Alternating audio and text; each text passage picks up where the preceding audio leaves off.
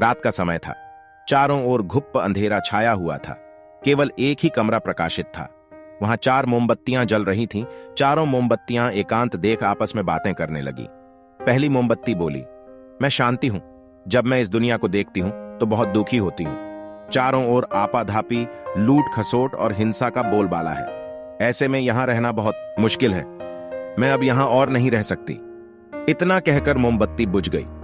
दूसरी मोमबत्ती भी अपने मन की बात कहने लगी। मैं विश्वास हूं।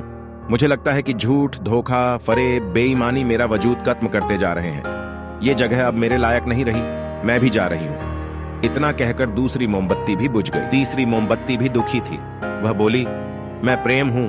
मैं हर किसी के लिए हर पल जल सकती हूं, लेकिन अब किसी के पास मेरे लिए वक्त नहीं बचा। स्वार्थ और नफरत का भाव मेरा स्थान लेता जा रहा है। लोगों के मन में अपनों के प्रति भी प्रेम भावना नहीं बची। अब यह सहना मेरे बस की बात नहीं। मेरे लिए जाना ही ठीक होगा। कहकर तीसरी मोमबत्ती भी बुझ गई। तीसरी बत्ती बुझी ही थी कि कमरे में एक बालक ने प्रवेश किया। मोमबत्तियों को बुझा हुआ देख उसे बहुत दुहक हुआ। उसकी आंखों से आंसू बहने लगे।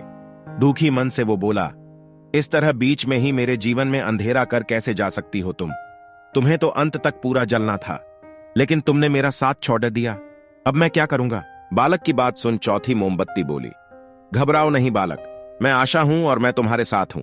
जब तक मैं जल रही हूं तुम मेरी लौ से दूसरी मोमबत्तियों को जला सकते हो। चौथी मोमबत्ती की बात सुनकर बालक का ढाढ़स बंध गया।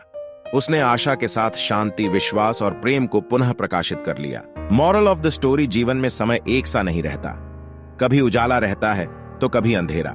जब जीवन में अंधकार आए, मन अशांत हो जाए, विश्वास डगमगाने लगे और दुनिया पराई लगने लगे, तब आशा का दीपक जला लेना।